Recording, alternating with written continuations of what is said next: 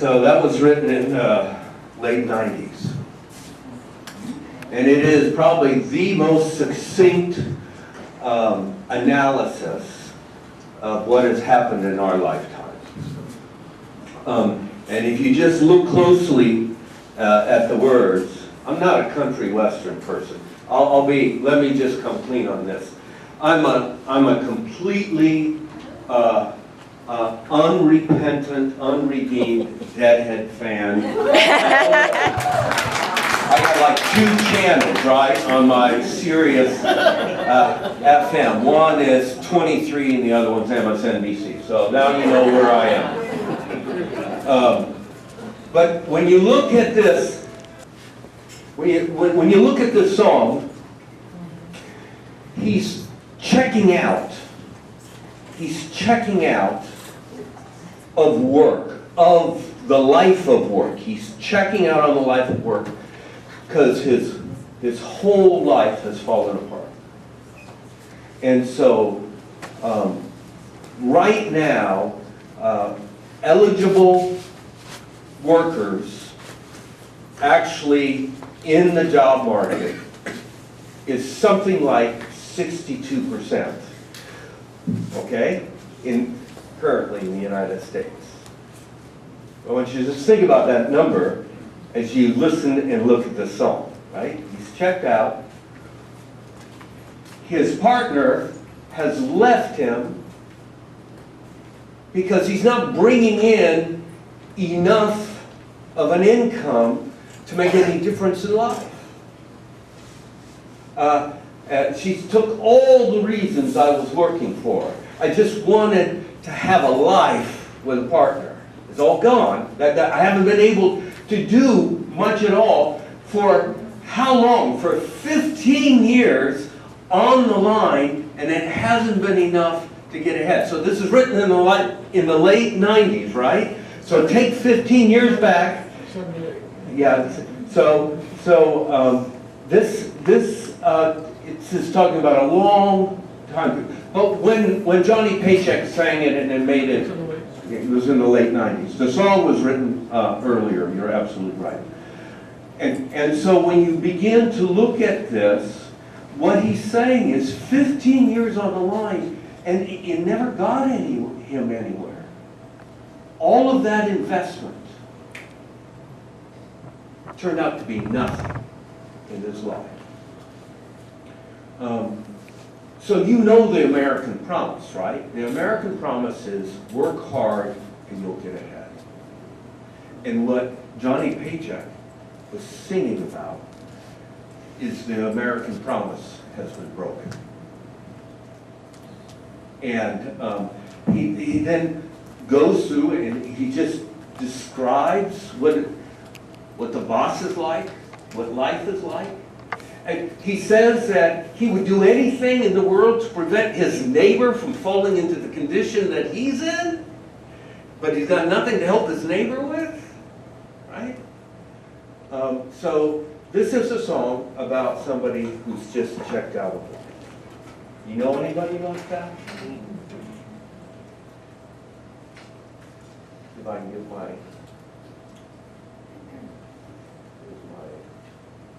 screen here. There we go. Okay, this is a graph of productivity and compensation from the end of World War II up through 2016.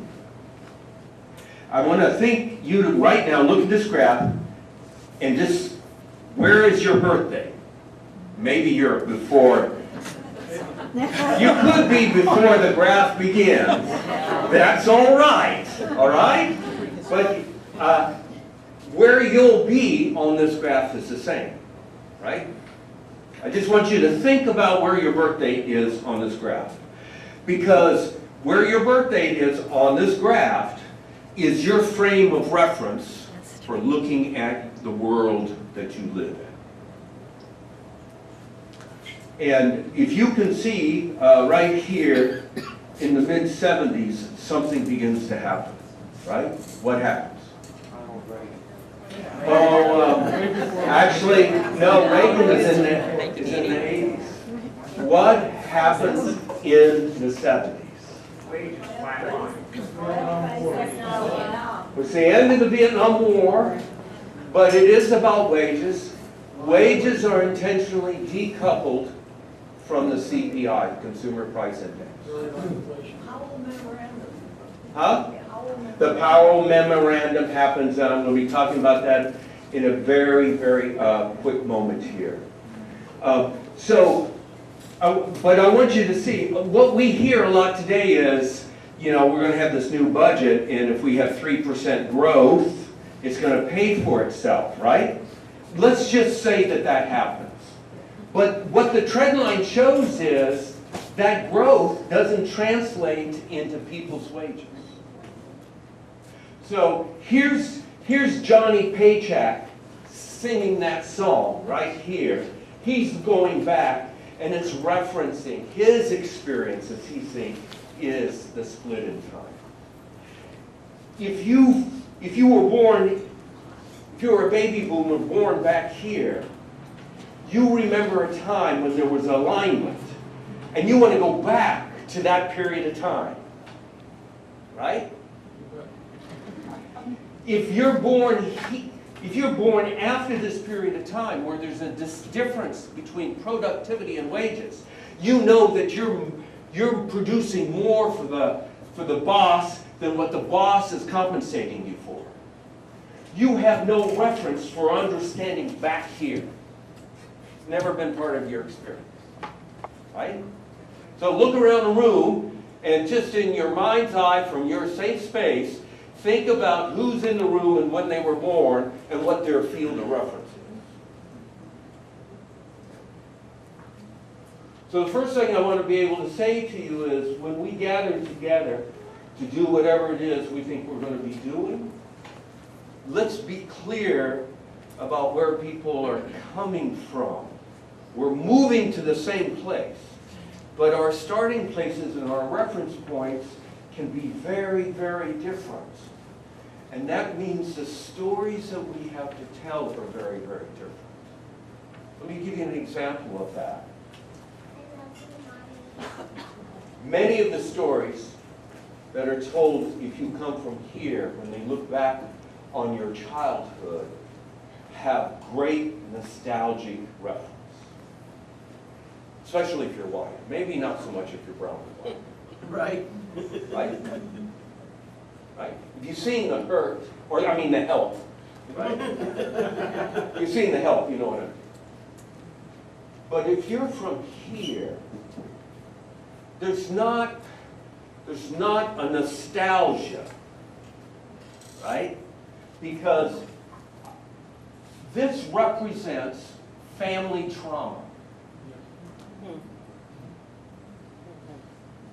And so when you look back, you're revisiting family trauma. And the least social concern that our country has right now is about the trauma in people's lives.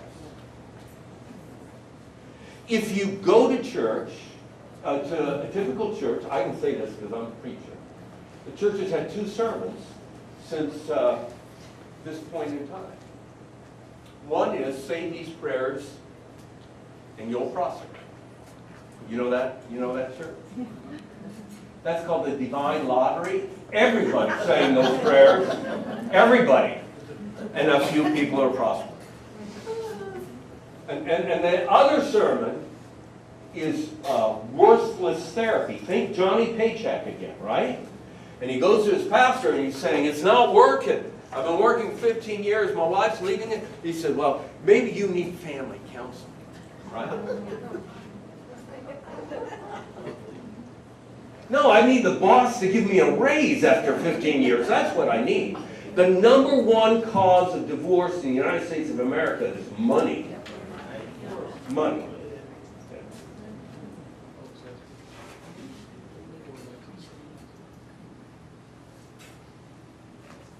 You know Alice? Alice is a good friend of mine. Alice is a report from the United Way. It stands for Asset Limited Income Constrained employ 44% of Floridians are ALICE. That means if they have a $400 emergency bill in the week, they can't cover it. The federal government did a study across the country, and they determined that a large proportion of Americans cannot cover a $400 emergency bill. And in the state of Florida, it's almost 1 out of 2 people cannot do that. Yesterday, I spoke and gave public testimony at the Consumer Finance Protection Bureau that was meeting in Tampa. They were meeting in Tampa because AMSCOT invited them because they wanted to descend upon them for the new payday lending rule that's coming out. There were about 4 of us who spoke in favor of the new rule. And AMSCOT had like 3 dozen people with big blue buttons on saying, oh, I need my payday loan, right? So, you know, a payday loan is $500, $50 cost, you got to pay it back in 2 weeks. And the average payday loan in the state of Florida has to be renewed almost 9 times before it's paid off. So what's 9 times 50? That's $450 to cover the original $500. I need my payday loan because the boss hasn't paid me, right? We got a Medicaid emergency in this state. Most of it is because of the depressed wages in the state of Florida. That's what you see here. And what happens in poverty in the state of Florida is this line right here moves back and forth, right? So this is corporate welfare. Well, you could call it that. We're going to get a little bit further along the line here. Went the wrong way. So nationally, medium income has floated from Johnny Paycheck from around just over 55,000. It's gone up and down. This is a great recession, and now it's up to almost 59,000. Except for in the state of Florida, we're about $6,500 below the national average. And when you factor in, how's this, you know, I just spent 10 days in Spain. I loved it. I was in Madrid, I was in Barcelona, I was in Bilbao, right? Everywhere we went, we used public transportation, subways, buses, trains, right? Where's the subway stop in Sarasota? I've been looking for it in Tampa. I haven't found it in Tampa, right? So Is this family income, by the way? this is medium household income. Housing. Medium household income. And the average in Florida right now is about 49.6. Is this adjusted dollars or not? Yeah, these are adjusted dollars, right? I think on this chart they're adjusted to 2015 dollars. So you have to have personal transportation in the state of Florida to get around. And so you have to add that in. So it's not just that we're $6,500 below the national average. You now have to subtract off whatever that personal transportation costs, which is at a minimum $5,000 a year, between $5,000 and $10,000 a year, right? So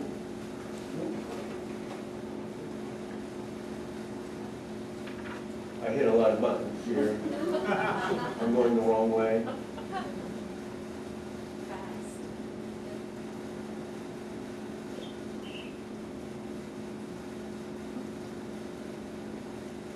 Well, I'll get it right.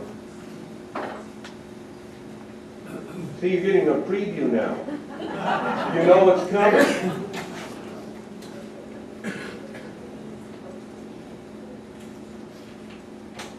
Okay. So somebody mentioned Lewis Powell's. Lewis Powell was on the Warren Court. He was a conservative. He retired, and in 1971, he writes a memorandum to the Chamber of Commerce. You can look it up online, it's well worth the read. He writes in that, this is from the beginning and then jumps to the end, no thoughtful person can question that the American economic system is under broad attack. Now, I want you to understand, he says this in 1971. Remember the graph, everything was aligned in 1971. The economic data was aligned.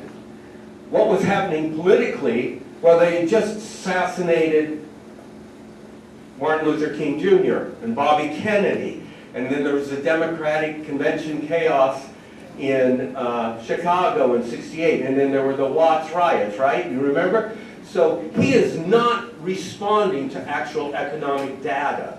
He is responding to the conversation in the community, in the country. And he says, the American economic system is under attack. The threat to the enterprise system is not merely a matter of economics, it's also a threat to individual freedom. Which individuals? It is this great truth, now so submerged by the rhetoric of the left and of many liberals, that must be reaffirmed if this program is to be meaningful. He's talking about the program we're going to talk about in a moment. There seems to be little awareness that the only alternative to free enterprise are varying degrees of bureaucratic regulation of individual freedom, ranging from that under moderate socialism to the iron heel of the leftist or rightist dictatorships. Look at the alternatives that he puts up there, right? American enterprise system or tyranny. And I want to ask Black America, I want to ask Native America if they ever saw those two alternatives, right? So his frame of reference is very narrow, but he's very much scared by the rhetoric of Eldridge Cleveland, right? He's very much scared by that picture, the Black Panthers walking into Sacramento carrying their guns, right? And so what he does is he writes this memo to the Chamber of Commerce saying, you need to get active. And he proposes basically four things. That the Chamber needs to, I think this is done. The Chamber needs to intervene in conversation on college campuses and start getting the conservative and the moderate voice there. Because we send our young people to college and they come back as socialists, and we got to change this, right? Then he says we need to create a pool of conservative scholarship. So you have the Cato Institute, the Heritage Foundation, later on the Koch brothers found the Heartland Institute. So you create your own scholarship outside of the regular avenues of scholarship. Right? Then he wants to set up a major monitoring network of all media and culture to make certain we intervene on the socialism and the leftism and the bureaucracy and everything else that he's talking about. Now, as he says these things, you need to bear in mind that coming out of the civil rights legislation that LBJ signed, have you seen the movie yet? I need to go see it. What gets set up to manage those programs is the first real open door to educated Black people having a meaningful job with a real income in the United States of America. They get hired in droves coming out of the Black colleges to be the administrators of the civil rights programs. Right? And so what he is concerned about, though he never says, is this rise of bureaucracy that's coming out of the civil rights, you know, the Housing Administration and the Voting Rights Act and the civil rights stuff. That was a major employer of the Black middle class. When Ronald Reagan said, the government is the problem, that's the problem of government he was talking about. In the time that Ronald Reagan was President of the United States, the Washington District of Columbia more than doubled in size by defense contractors. He did not say that was the problem, right? That was the government. He wasn't talking about that. So they want to monitor the media, and then he wants to focus the Chamber of Commerce on lobbying. And it had not been a major lobbyer during this period of time. The Chamber takes up his proposal. And when they do that, what you begin to see is when this separation happens between wages and productivity. And we begin to have a flow. So this top line, the dark blue, that's the wages of the 1% over time from 1977 up to, I think this starts in 2013, right? This net productivity line, that's this dark blue one here. And you see that the next 5% are about average with where productivity. That's where we all should be, right there. Right? Then the next 5%, so they got about half that much. And 90% of the country has only gotten 15% of the productivity since the late 70s. That's the outcome of Powell's memorandum to the Chamber of Commerce. Now, the way the Chamber of Commerce, well, you got one here, it's probably a great Chamber of Commerce. We got a couple of great ones there. And so what happens, the local Chamber of Commerce is work on great things that really sort of help local business and commerce and all that. But then they funnel their money. And the U.S. Chamber of Commerce in Washington, D.C. does a completely different thing than what your local chamber does. Do you really believe that everything that happened was because of the Powell team? Because I don't. For example, I think that automation was a major factor. There are a number of things that come along the line. No doubt about it. But the question is, how do you explain the difference in share of productivity? It's not simply about automation. Okay? So when you decouple wages, so my first job, 14 years old, Baskin Robbins, making perfect 5.5-ounce ice cream balls. Literally, I spent a week. I could do it like this. That wage today, if it had remained consistent with inflation, would be worth more than $20 an hour. Denmark is listed as the happiest country in the world because their minimum wage is about $21 an hour, right? And so what we're talking about is a series of policies that intentionally try to protect the free enterprise system because it was under cultural attack. And what those policies have done has made certain that money flows in one direction only. It does not trickle down. And there's a reason for it. And again, here's another chart that kind of talks about how things get split up. I won't spend time on that. Here's the chart I want to show you. These are the top 10 lobby spenders in Washington, D.C. Who's at the top? How much money did they put up there? Right? They have been at the top for years upon years. Right? They are almost by themselves equal to nearly the rest on the list. They've been number one. They put a lot of money into it. What is it they're asking Congress for right now?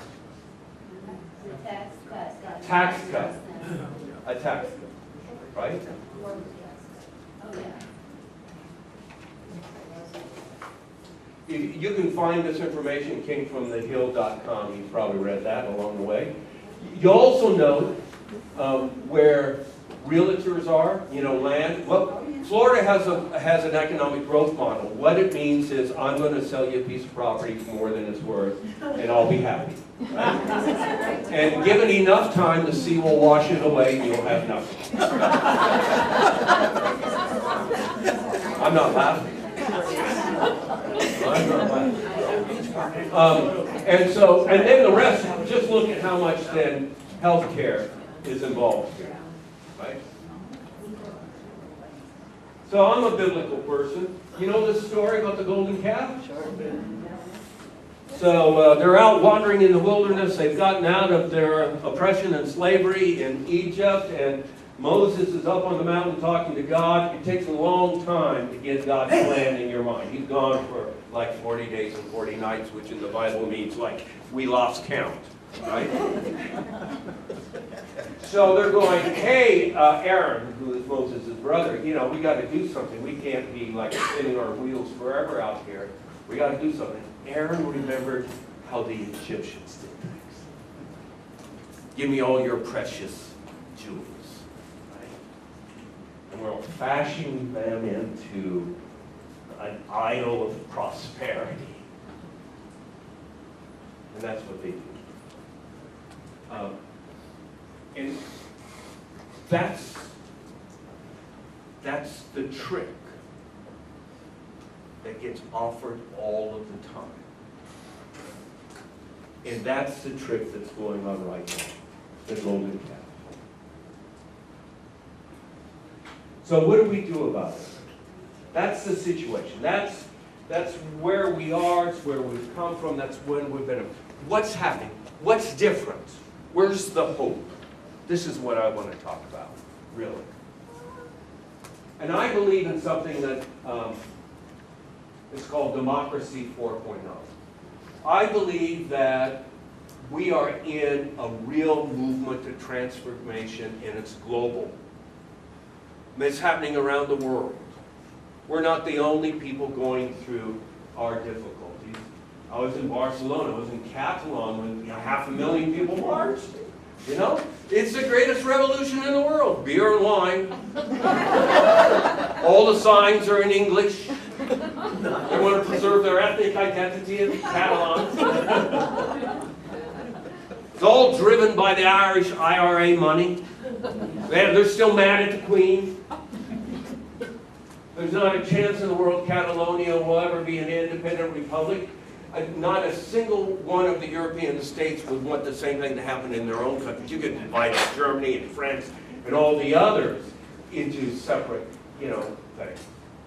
You've heard of Brexit, right? Yeah, we've got our own Brexit moment going on right now. But do you know Scotland?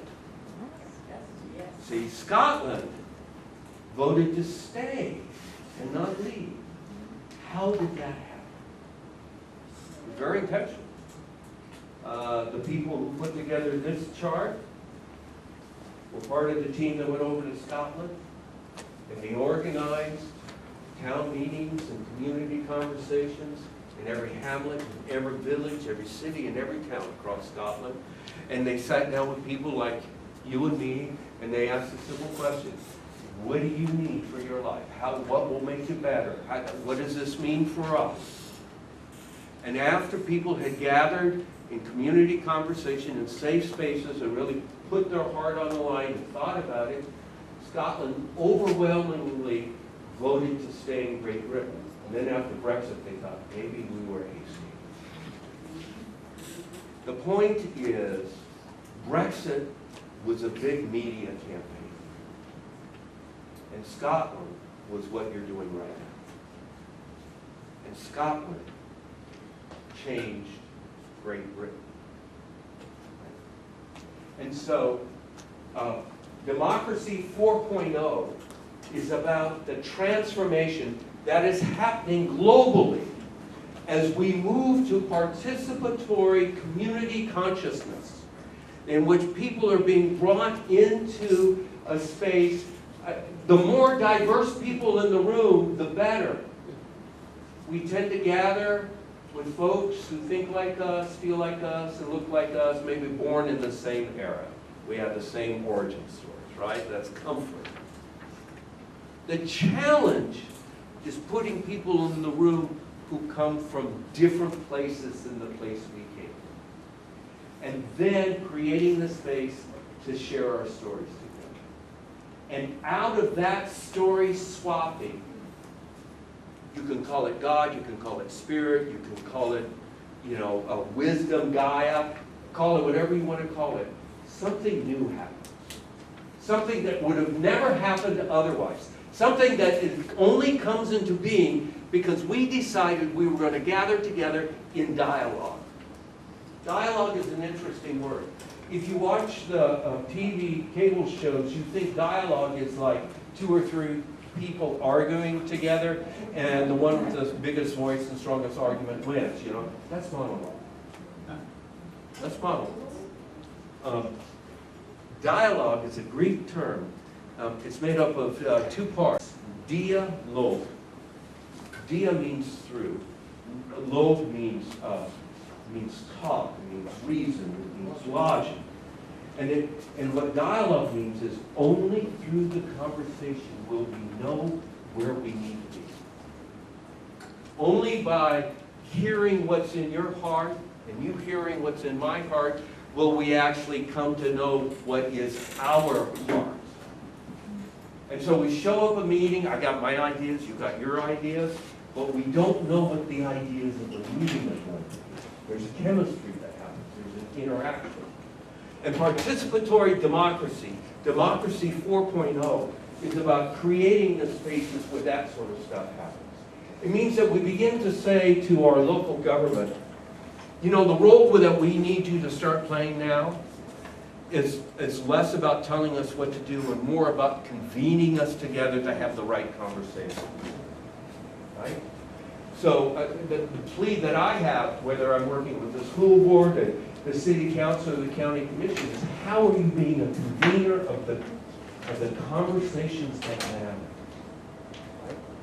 Now, politicians don't get elected to do this unless we start electing them to do this.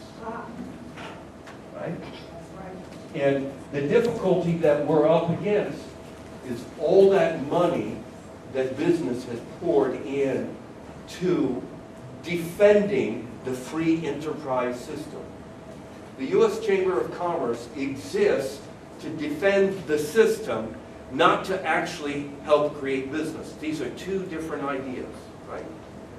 And what really makes the system work is the quality of the relationships that we have.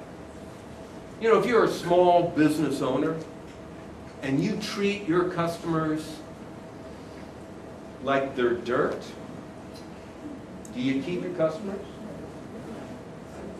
So every small business owner actually understands that, if they want return business, they gotta have quality relationships. And so what we need to recover is stakeholder government. And what we've experienced in the last 40 years is shareholder governance, in which the people with the greatest amount of investment have been calling the shots. That's what Move to Amend is trying to change, right? It's what Citizens United was all about. It was the fulfillment of Lewis Powell's dream of defending him. And so my plea for you is to create the heart field in all the work that you do. And there are ways in which you can bring Tea Party people into this. We passed we defeated the solar amendment in the state of Florida because we got the Georgia Tea Party to come down and align with the Southern Alliance for Clean Energy. You can't think of 2 groups on more opposing ends of the political spectrum than that, but they both believe that I ought to be able to control the energy that I use. Right? So there are always ways to build bridges with people who like to spend their time on the other side. Creating the space, having the conversations where that happens is really, really important. And so the hope that I see is that we continue to do more and more of this stuff. And as we do it, we find ways not just to do it from the progressive side, but we find ways to bring other people into it. There's a process here that begins with not just calling a meeting and then inviting people, but finding people on the other side first and saying, you know, how can we get together? Co-initiation. And then going through a conversation with them. Okay, what are you feeling? What are you sensing? What do you think needs to be going on? Sharing that. And then deriving inspiration from one another. And then as you bring people to do that, you're creating something new together. You're not just trying to replicate something that was there. And what we find ourselves doing is evolving as a community together. And so this line here comes from a book called Leading from the Emerging Future by Otto Scharmer of the MIT School of Organizational Learning. We realize that if you want to change others, you first need to be open to change yourself. That's why I started with your safe space.